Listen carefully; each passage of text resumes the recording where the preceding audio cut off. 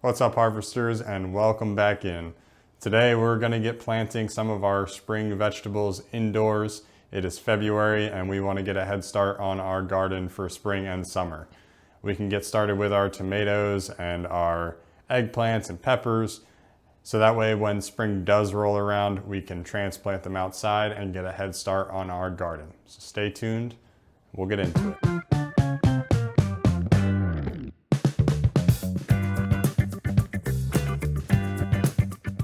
So today we're going to be using our seed starting mix, Miracle Grow. We used this in our last video.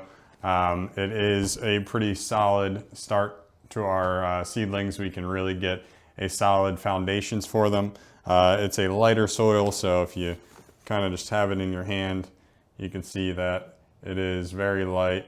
Has a couple of little pieces of vermiculite in it as well as some twigs, but ultimately it's going to be light and fluffy, and we can get some good airflow and consistency when it comes to watering. You can create your own if you'd like, but we're going to use this for today. And today we're going to be using compostable cups that we can then transplant into the garden, and that way we can just take this directly into the soil and it will decompose as the roots grow through it, and it's really going to be an easy way for us to transplant. I know before we had used our seedling tray that we could start inside, and that's great, but I'm going to use these for things similar to like tomatoes and peppers, where those plants can grow a little bit bigger and quicker, as opposed to like a lettuce or something that is a little bit longer growing, like an onion, anything like that that we can transplant outside. This will help us just be able to transplant it and not have to disturb the plant at all by taking it out of the soil.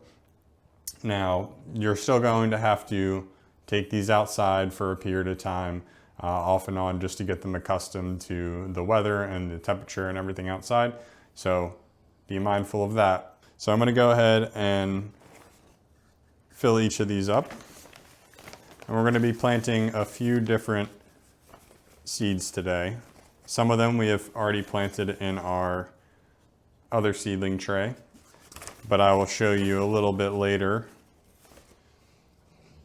how that seedling tray is going and why I'm starting something a little bit different in these, but also starting some of the same seeds, because I do want to see if there is a difference between the two in how well they grow, because we have a few seeds that are struggling in our other tray that maybe a little bit larger amount of soil and its own breathing room will help it out a little bit.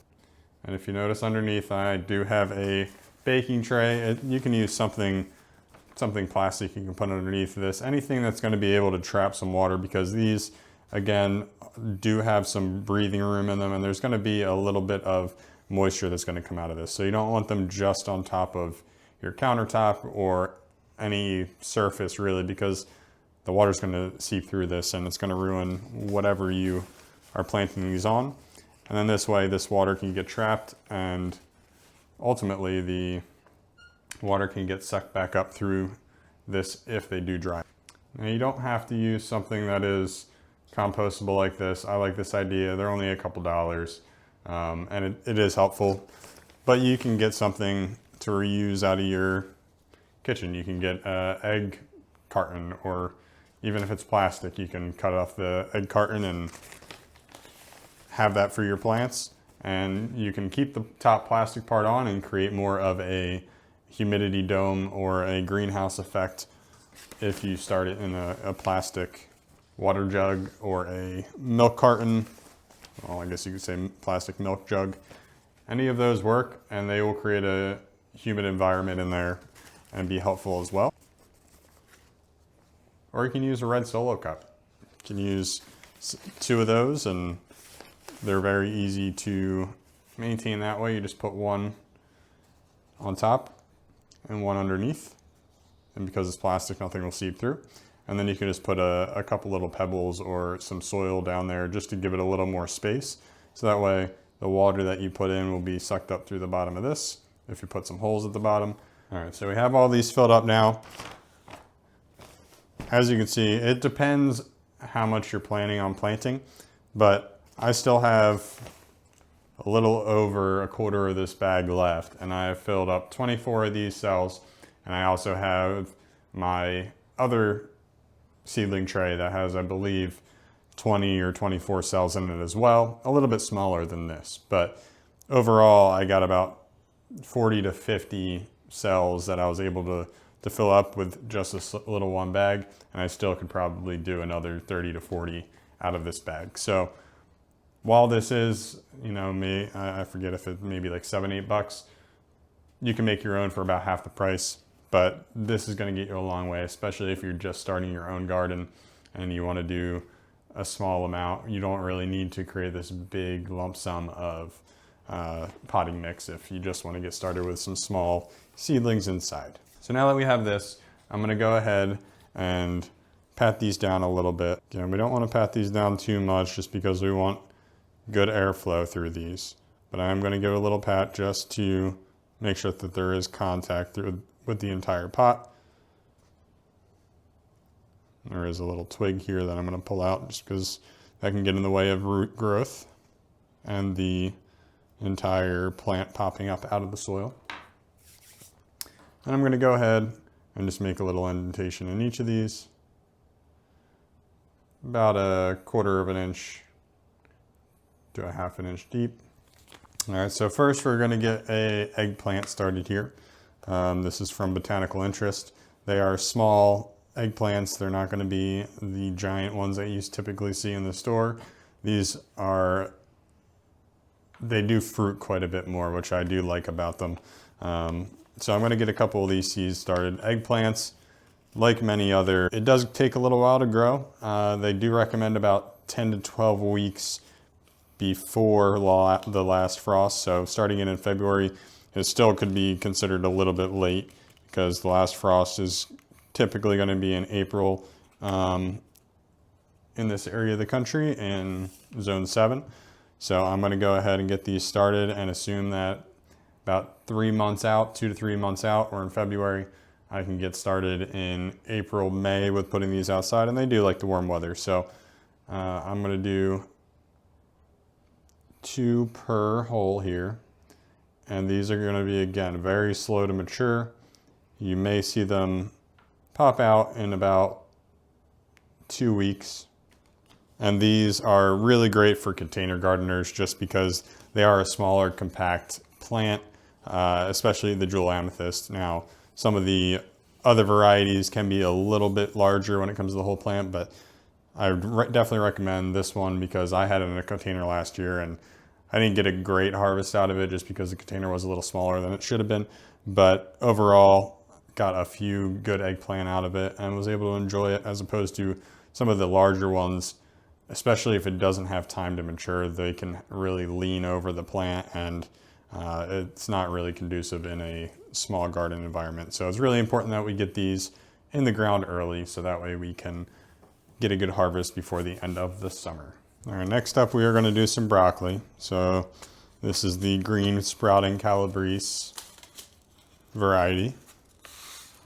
And we did start some broccoli in our other container, but I do want to get some started in here as well. So again, we're going to take 2 per hole, slightly cover them up. Now broccoli definitely can handle the cooler weather. So we can get these started indoors now without having to worry about that first frost really. It's a little bit quicker variety when it comes to broccoli, about 60 to 70 days on this variety. We can get these out in the yard pretty quickly after they start to sprout. Should only take maybe about 3 to 4 weeks before we can start to harden them off a little bit. But once we get them out in the yard, maybe 2 months before we can really see a solid harvest out of it. All right, next up we are going to have another brassica in our cauliflower. So this is the Snowball 10 variety. It is about 50 to 70 days to harvest, so just about the same as our broccoli that we just put in.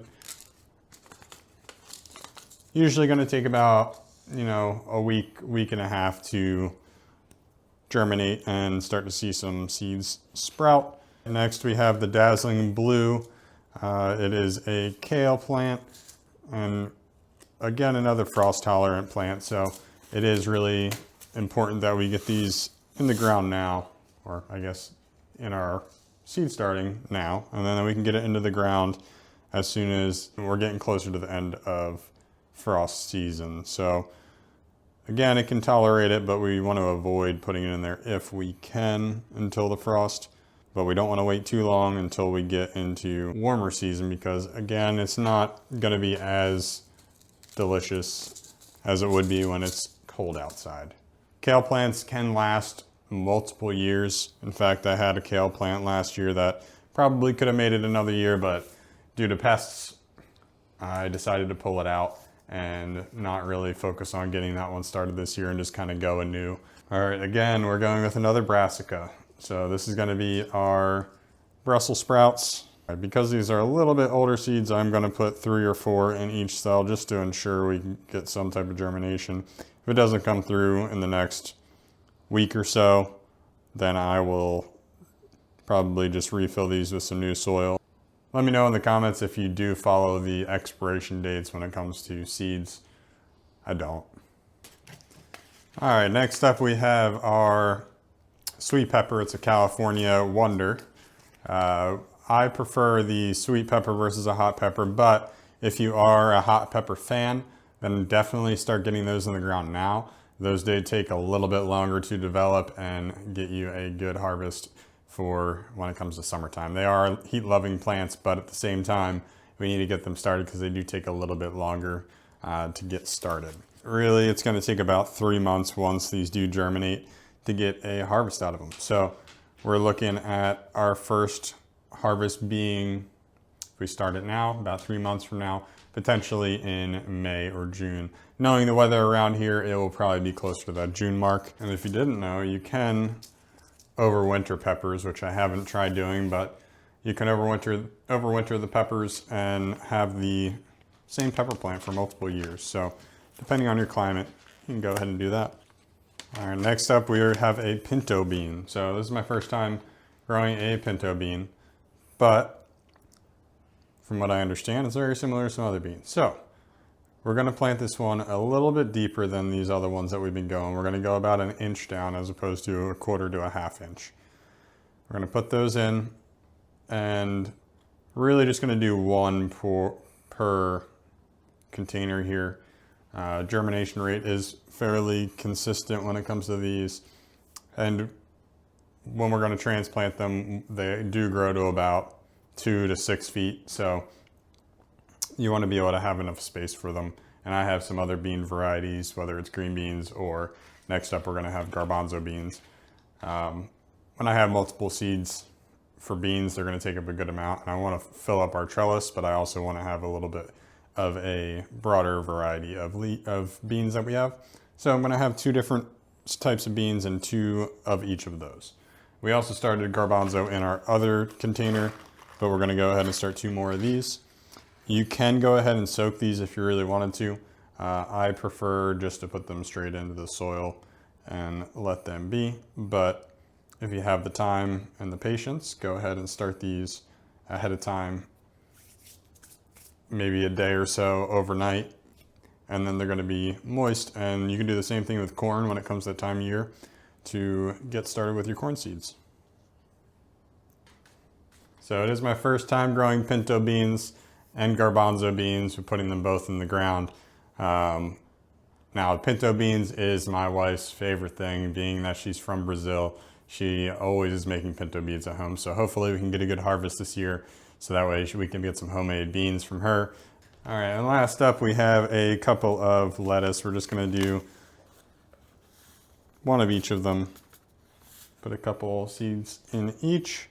Got our bib, and they are container varieties, so we can put these in a container, but we'll end up probably planting these in the ground. And again, another cooler weather crop, so we can get these out, and they're gonna sprout within hopefully 5 to 7 days. And in just about a month, we should be able to get these outside and hardened off. And that's it. Very simple, easy things to start. They're all going to require some shade when they get outside. Some of them are cooler weather crops, some of them are warmer. So we did label each of these. We labeled each of these with their name on the side of them, as well as the date we planted them. So that way we can plan in a few months when we are transitioning some of these to outside, and we don't want to put things outside too quickly. So we can assume the broccoli and the lettuce are going to be one of the quick ones that we're going to be able to turn around in another month once the ground's starting to thaw, and put those outside. And then the peppers and things of that nature and the beans, probably going to hang on to those a little bit longer inside, give them some more room to grow, and then get them transitioned outside a little bit later. So knowing that, and knowing that we possibly would need to plant these in larger pots, we don't want to go overboard with our peppers in case they do really just go through and quickly grow. You never can 100% tell how quickly they're going to grow. If something like a pepper or a tomato where they do grow quite large, or a bean, we want to be able to pot those up into larger pots and take up some space inside our home or our greenhouse or something like that, until we can actually get them outside in the ground. So you don't want too many unless you have the room in order to put all of those in your house or your greenhouse. All right, so anybody who followed along during the last video, you saw that we started our plants in this little greenhouse with our heating mat here. So we're going to utilize this heating mat again. We're going to put our current plants on the heating mat. It may not be as impactful just because it is not directly contacting, and it's going to be in the containers that we do have. But one thing that I want to recommend is I decided to stop utilizing this as soon as some seeds started to sprout. It does help with the humidity inside, but it kind of hindered some of our plants overall. So these are starting to come up now, but it did take a little while for that to happen. And what I ended up doing is I ended up going out and getting a better lighting system that kind of provides some more light here. So I have it on a timer, and they are great. You can turn them on and off as you want, but it really does help all the way along getting these plants to sprout directly up. When you have something like these, the space that's right here is kind of going to be not covering this little spot right here, and anything that is over in this area. So if you see this little plant right here, this is arugula. So this arugula kind of went sideways and it got leggy. Some of these got really leggy because the light was not bright enough and it wasn't centered enough. So because they got leggy, it's going to have a little bit less of a foundation for the plant. And as you can see, it's kind of falling over because of that. So things like this over here, I believe this is broccoli. This broccoli is going straight up and is able to have a pretty strong foundation because it was centered in the overall light and it has a good base. So we want to make sure that we have a good bright light on it. It's going to have the UV rays and get us started, as well as having a good amount of water and consistent moisture in there will definitely help. So these are only about 30 bucks. I would go ahead and get one. You can spread them out and have multiple, which is what I'm going to have to end up doing, is have one over here and then one on the heat mat. And I will start this over top of it for the time being, just to get it some humidity in there. But overall, it definitely does help. So we're about 2 weeks into these, and hopefully we see them sprout up quite a bit more here in the coming weeks. All right, so now all we need to do is lightly water these in, and we can use our spray bottle to go ahead and do that. Or you can use, for something that's a little bit larger like these, you can go ahead and use a watering can if you do have it. I do have mine, but I'm just, for the sake of having to go run and get it, we're just gonna go ahead and start off with a light sprinkle in here. And we're gonna let it kind of soak in because of the dry, the fact that it's dry right now. It's not going to absorb as quickly until it kind of falls through a little bit. So if you see it's still pooling a little bit at the top, it will start to go through. We just need, that's why we leave some air pockets in there for it to continue to go down and absorb through the entire container here. So I'm going to go through all these. I'm going to have them watered, and then we're going to go ahead and put them on our heating mat as soon as we are done with this, and then let them be for a couple of days, hopefully a little less than a week. All right, guys, thanks for tuning in today. I appreciate you following along. Hopefully you're starting some of these seeds along with me. If you are, leave a comment and maybe drop some pictures of things that you are starting. Hopefully you learned a thing or two, and we have a great spring coming up. And remember, homegrown is the best grown. Stay tuned for some more videos. Thanks for watching.